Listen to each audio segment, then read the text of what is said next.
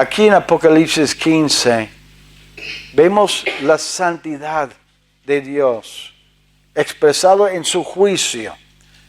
Dios es santo y es un juez justo. Por amor, Él espera y da tiempo al pecador a arrepentirse. Pero por ser juez justo y santo, llega el momento que tiene que caer su juicio.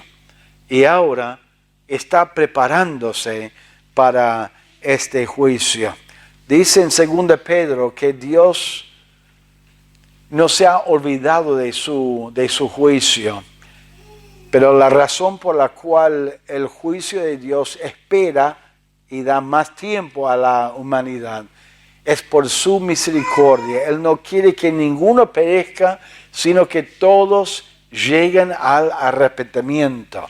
Eso es su misericordia. Pero ahora está el juicio por comenzar y Juan tiene una visión en el cielo y mire lo que él ve en versículo 1. Él ve el juicio comenzando. Vi en el cielo otra señal grande y admirable, 7 ángeles que tenían las 7 plagas postreras, porque en ellas se consumaba la ira de Dios. Él ve una señal grande y admirable. Admirable tiene la idea de algo muy importante o algo que significa algo maravilloso y algo que le llama mucho la atención al apóstol Juan. Él se maravilla de esa señal que él está observando en el cielo, de los 7 ángeles que están saliendo. Más adelante dice que están vestidos de lino puro, lino limpio, blanco, y están saliendo con las copas llenas, listos para volcarlos en la tierra y juzgar la tierra. Este juicio muestra la santidad de Dios, como un juez terrenal. Un juez terrenal justo, él quiere juzgar las ofensas y la maldad para que haya una justicia terrenal. Y cuanto más Dios, si él ve la maldad y ve la injusticia, la violencia, ve la idolatría, adorando a la bestia. Esta maldad, Dios dice, tiene que ser juzgado. ¿Por qué? Porque es impulsado por su santidad. Los jueces corruptos en la tierra, por su falta de santidad, por su falta de ver las cosas correctamente, muchas veces están influenciados mal contra la justicia y no hacen justicia. Y por ahí le llama la atención, ¿por qué ese juez es tan injusto o tan liberal en su manera de juzgar y después encuentran evidencia de corrupción? Y por supuesto, pero Dios no es corrupto, Dios es santo y tiene que juzgar. Y está por llegar ese momento. Imagínense Dios en su santidad, mirando el mundo, y aún después de varias copas, varios juicios, varias plagas que Él ya ha mandado, en vez de arrepentirse el hombre se está endureciendo contra Dios. Y escuchando el mensaje del Evangelio, muchos van a convertirse a Cristo y aceptar las consecuencias de adorar a Cristo. Pero muchos van a negar, muchos van a rechazar el mensaje, voluntariamente adorar a la bestia que es Satanás y endurecer su corazón. Entonces Dios dice, basta. Dios dice que está llegando su fin. El final del versículo 1 dice que se consumaba la ira de Dios. O sea que la ira de Dios ha llegado a su colmo, es completo. Esa indignación contra la maldad del ser humano ha llegado a su colmo y dice, no, basta, ya es tiempo para la señal la plaga postrera. La plaga postrera es la plaga última, final, que va a ser un juicio muy fuerte sobre la tierra. Y por un lado, Juan está mirando esto y está maravillado. ¿Por qué? Porque él tiene entendimiento de lo que está pasando. Él ve que Dios está, por un lado, dando las plagas y juzgando la tierra. ¿Con qué propósito? Con el fin de que se arrepientan de sus pecados. Él ve esa misericordia y ve el tiempo pasando. Acuérdense que Dios es muy, muy misericordioso. Desde el principio marcamos esto. Dios no juzgó a la tierra como Sodoma y Gomorra, cuando Él de un día para el otro mandó sus ángeles y sacaron a Lot y cayó fuego del cielo y se pudrió todo, se destruyó todo ahí en esas ciudades. Dios en su misericordia dio las plagas, predicó, mandó predicadores a predicar la palabra para que se conviertan, pero ahora Él dice que no. Eso es el juicio de Dios que Juan ve, que para Él es maravilloso porque está anticipando el fin de los juicios y el comienzo del reino de Cristo. El profeta, Juan, el apóstol Juan, él sabe los tiempos y sabe que está muy cerca el reino de Cristo y está anticipando eso. Por eso para él es maravilloso. Ahora, noten el cántico de los vencedores en los versículos 2, 3 y 4. Juan ve los ángeles salir del templo, pero a la vez él ve algunos que están cantando alabanzas en adoración a Dios. Versículo 2. Vi también a la vez, digamos, como un mar de vidrio mezclado con fuego, y a los que habían alcanzado la victoria sobre la bestia y su imagen. Ahora, él está mirando en el cielo. Él está mirando estos que son victoriosos sobre la bestia y sobre su imagen. ¿Por qué son victoriosos? Porque han muerto. Son mártires. Rehusaron arrodillarse delante de la imagen. Y Dios permitió que ellos fueran muertos, llevados al cielo. Pero son victoriosos porque la muerte para el creyente, aún el que está sufriendo, no es una derrota.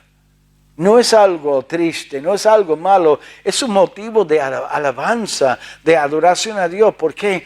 Porque el cuerpo lo pueden matar y destruir, pero el alma no. El alma va a la presencia de Dios y ellos están cantando.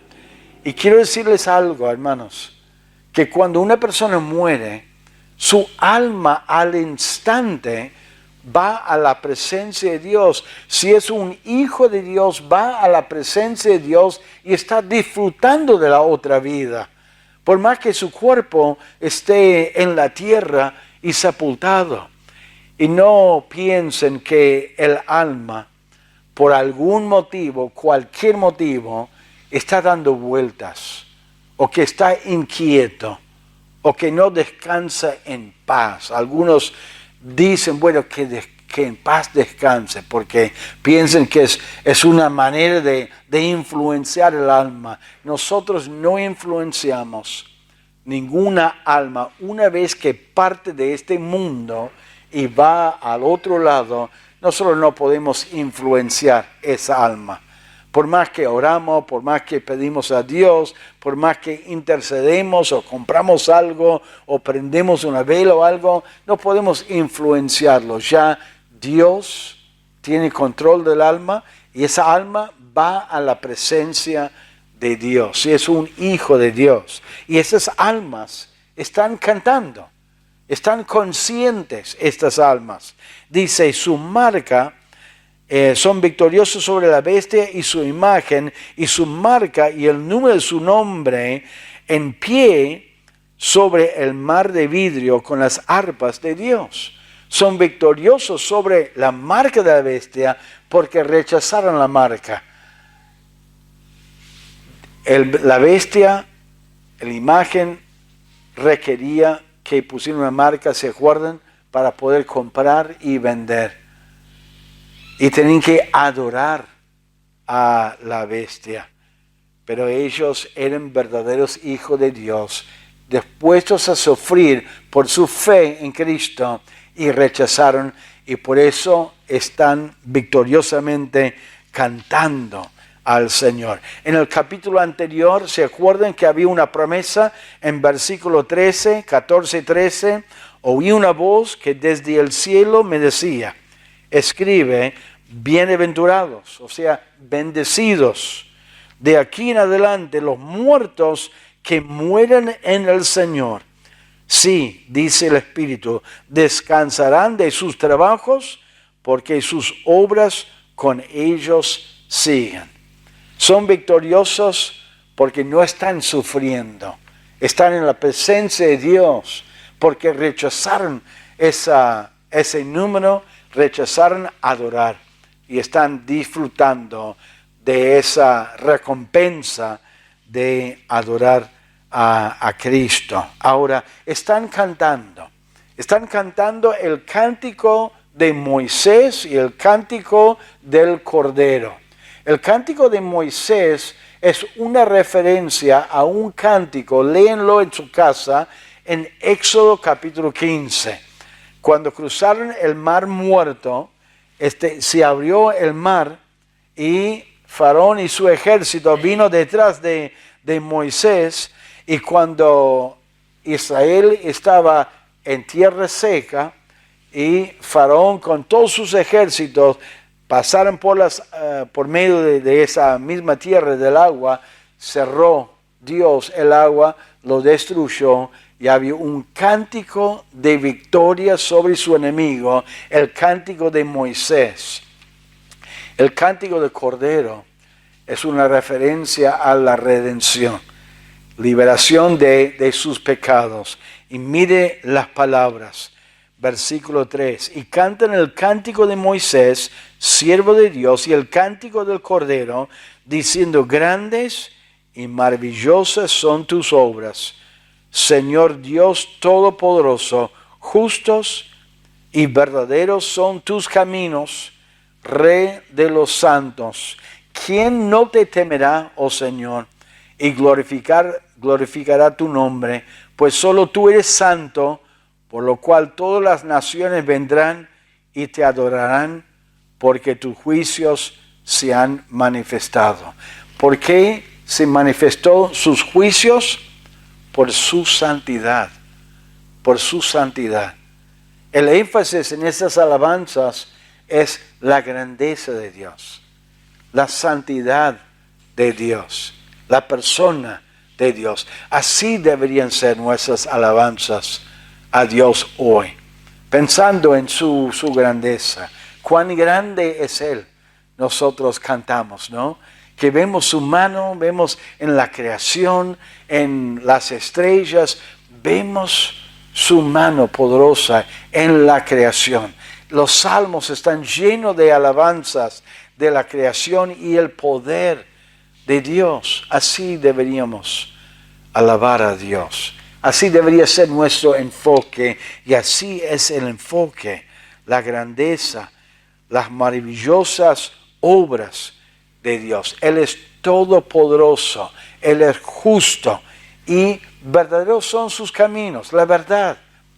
Ahí es el enfoque y están cantando una verdadera alabanza a Dios. Aunque ellos sufrieron en la tierra, están cantando alabanzas a Dios. ¿Por qué? Porque su mirada y su enfoque no está en lo que sufrieron, lo que pasaron, lo que tuvieron que pasar en la tierra, sino en la persona de Dios. ¿Sabe, hermanos? Esa alabanza puede ser algo que sale de tu boca aquí en la tierra. Si tu enfoque es en la grandeza de Dios, a pesar del sufrimiento. Claro, ellos fueron librados. Y podemos decir, bueno, están librados del sufrimiento y están cantando alabanza a Dios. Pero es un ejemplo para nosotros. A veces nos olvidamos de la persona de Dios. A veces olvidamos sus bendiciones y todo lo que Él nos ha dado en el pasado, aún en unos pocos días atrás. ¿Pero por qué? Porque nos duele un poco alguna actitud o nos duele algo físicamente, nos duele algún intercambio feo con otra persona y nuestro enfoque en la mente es en lo que nos dijeron, lo que decidieron, el sufrimiento. No olvidemos, hermanos, del Señor, de su persona, de sus bendiciones. Pensemos en Dios, meditemos en Él y alabemos a nuestro Dios. No nos distraigamos por las cosas que nosotros a veces sufrimos. Y lo maravilloso aquí en versículo 4 dice en versículo 4, ¿quién no te temerá, oh Señor, y glorificará tu nombre? Pues solo tú eres santo, por lo cual todas las naciones vendrán y te adorarán, porque tus juicios se han manifestado. Ese juicio de Dios iba a tocar todas las naciones. Iba a haber gente de todas las naciones adorando a Dios. Nosotros debemos hablar a la gente de Cristo. Debemos hablar a otros para que ellos crean en Cristo y que ellos adoren a Dios aquí en la tierra. Más tarde dice, y antes también lo hemos leído, que son personas de cada nación, de cada tribu, de cada lengua, aquí en la tierra. Es el cántico de alabanza y adoración a Dios. Y en los últimos versículos 5 al 8, vemos el templo y el juicio. De repente, la atención de Juan enfoca en el templo, en el lugar santísimo.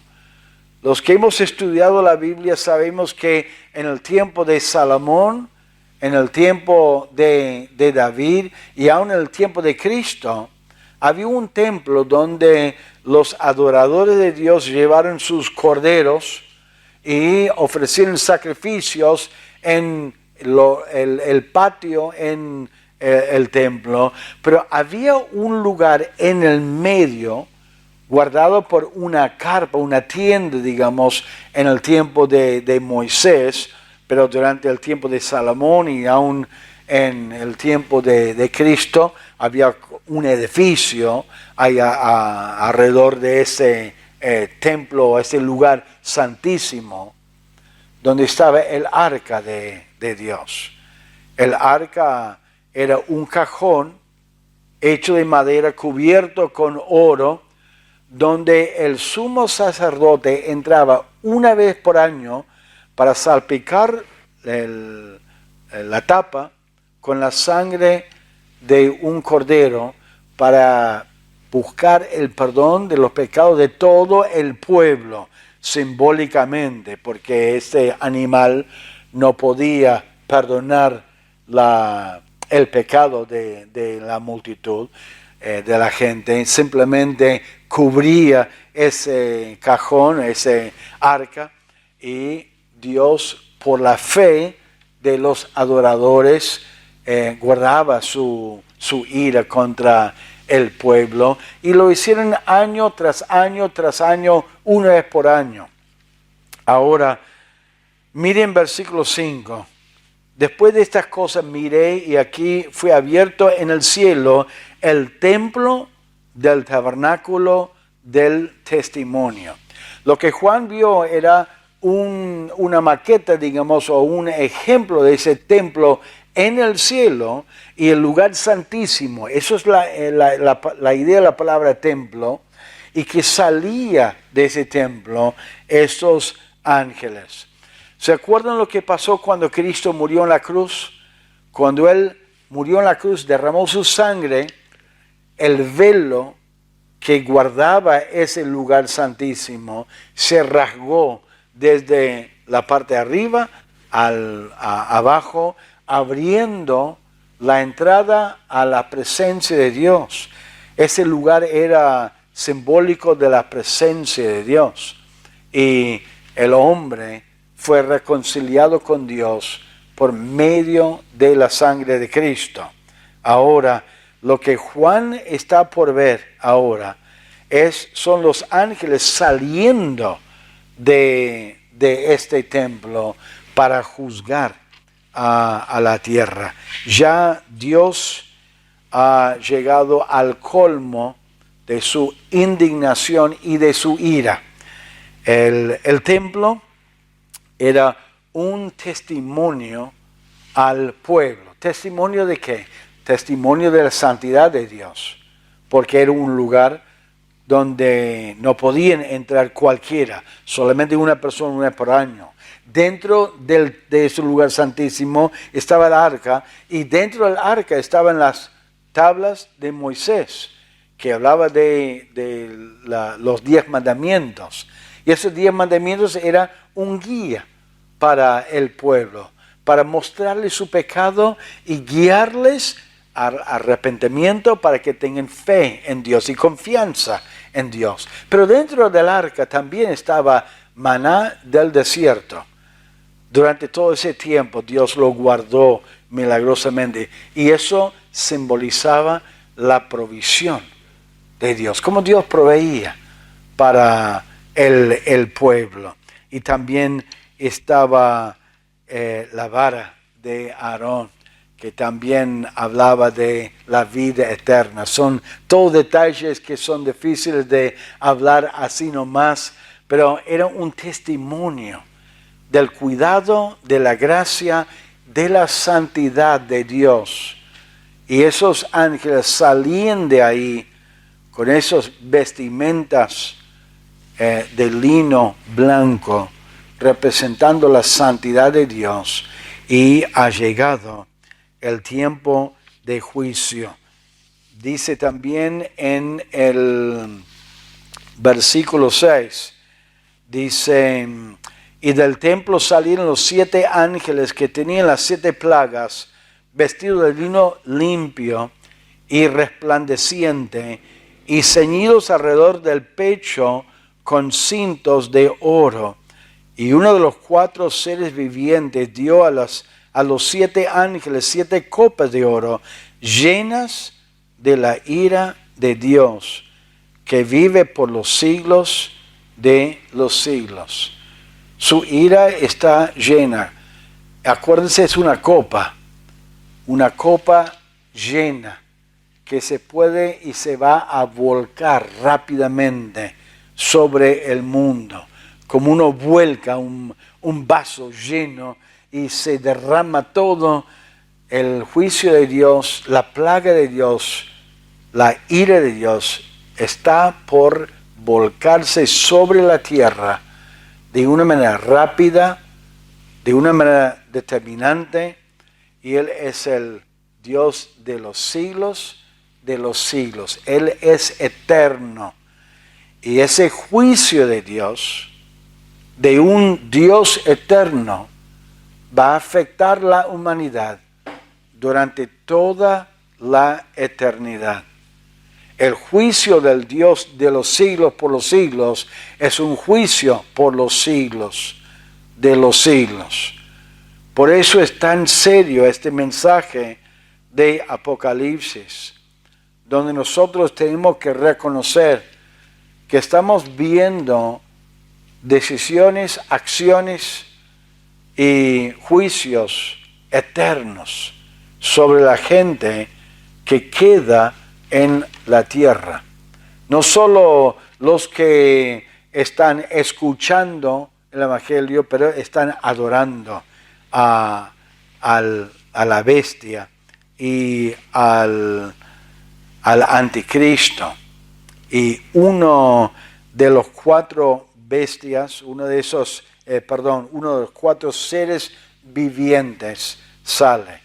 Es un ángel que está con esa copa llena de la ira de Dios. Es una llena completa al borde y su ira es justicia en acción, porque Él es santo y justo.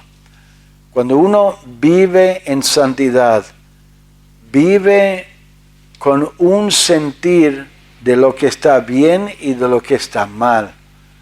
Un creyente que vive en santidad es muy sensible a lo que está bien y a lo que está mal. Y juzga, dice la palabra de Dios, el hombre espiritual en 1 Corintios 2, juzga todas las cosas. No juzga la motivación, no juzga el corazón de otros, pero sí puede y debe juzgar las acciones, si está bien o si está mal delante de Dios. Si uno escucha, por ejemplo, a alguien mentir, uno puede decir, no, eso está mal, mentir. ¿Por qué mintió? No podemos saber por qué mintió.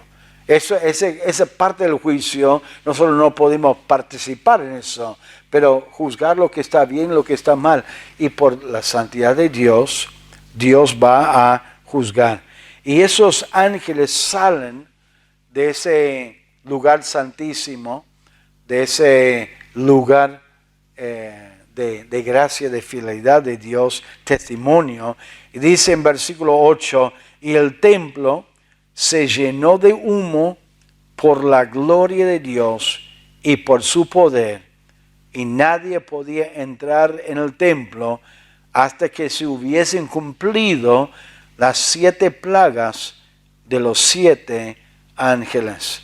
El templo se llenó de humo, que es por la santidad de Dios, representa la justicia y santidad de Dios. Y ya están por comenzar el juicio. Nosotros deberíamos meditar en esta palabra, sabiendo que Dios tiene que juzgar. El juicio no es una falta de amor. El hecho de esperar a juzgar a la tierra muestra el amor de nuestro Dios y su misericordia. Si es un Dios justo, y es un Dios justo, Él tiene que juzgar, Él tiene que disciplinar, Él tiene que castigar la maldad. Como nosotros cuando vemos en el noticiero algún acto de violencia contra otra persona, vemos un robo, vemos una violación, vemos algo que está mal, nos indignamos por eso. Imagínense el Dios Santo mirando a su creación y cómo están actuando, cómo están hablando, cómo están pensando y viviendo. ¿Cómo no va a juzgar Dios a este mundo por toda esa maldad? ¿Cómo no va a ser indignado por lo que está hablando? El hecho de que Él no haya juzgado la tierra antes que hoy es una muestra de su misericordia y de su amor para el ser humano. Y su aguante en ese sentido, en el buen sentido de la palabra. Y a veces su falta de juzgar a nosotros que conocemos a Cristo con las cosas que a veces uno permite en su vida, es una muestra de su misericordia y de su amor para con nosotros. Al contemplar su santidad que se manifiesta en esa copa llena de ira debería causar un temor de Dios en nuestra vida hacia nuestros actos y nuestros forma de vivir delante de Dios, y debería estimularnos a vivir en santidad. Dar gracias a Dios por las oportunidades que Él nos da para confesar nuestro pecado y arrepentirnos de nuestra maldad. Y también animarnos a hablar a otros, porque cuando esto comienza, va a pasar rápido. Y una vez que comienza, no hay manera de detenerlo, esta gran tribulación.